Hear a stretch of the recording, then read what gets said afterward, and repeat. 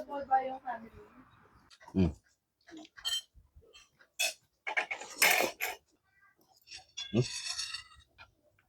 Sarap. Ito din, kasi ano siya, hair shadow. Dali na natin yung... Hello mga kalabas. Eto, klaseng-klaseng isda. Di ko alam kung anong tawag dito, pero tawagin mo itong alibangbang. Eto, salaginto. At sa lagubang. Makakasama natin si Kanayon. Tara, samahan nyo kami magluto. Salaginto sa lagubang.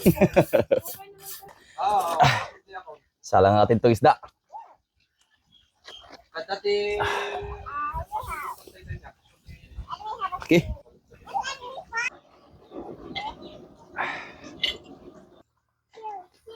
Lagay na natin itong mga sangkap para maglasa na yung sabaw. I-extrahin ko muna itong lutuan nila Pasero.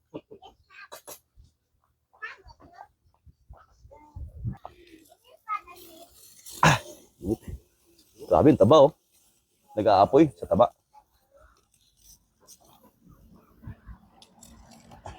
Ito, tingin ko, sapat mo yung pala kumakapin na. Oo.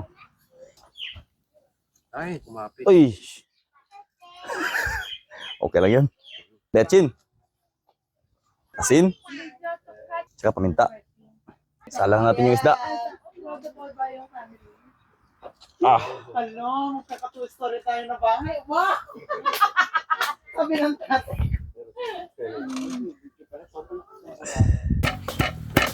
Princess, ba't ang galing mo mag-ganon-ganon? Gasyong.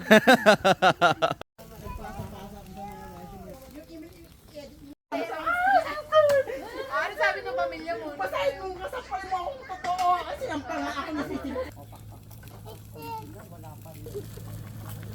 Luto na to. Baba ka doon. Ayan. Ayan na mga kalabas at ready na ang ating nihaw at tinola.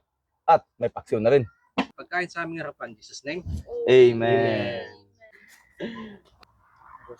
Yeah. Sarap. Masarap siya, malasa. Kabayag mo. Kain ka dito. Makulat ka naman. Ah, okay. Ayos din. Go, ata. Tinggaw. Sa plato na ni Marcos.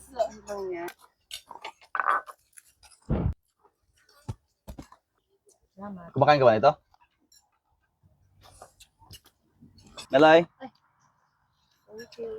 Gusto ko pa. Bigyan ako. Hindi ba hindi makaantay yun?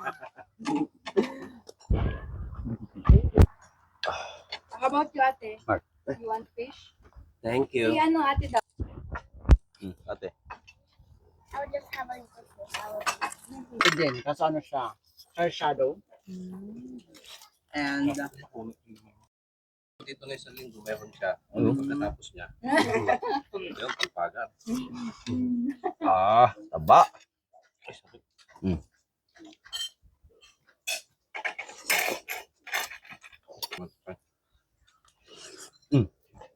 Yeah.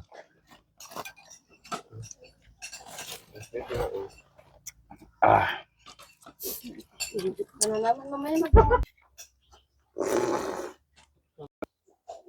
Nung nag-camping kami nung nakaraan, sabi ko, dali na natin yung electric pan na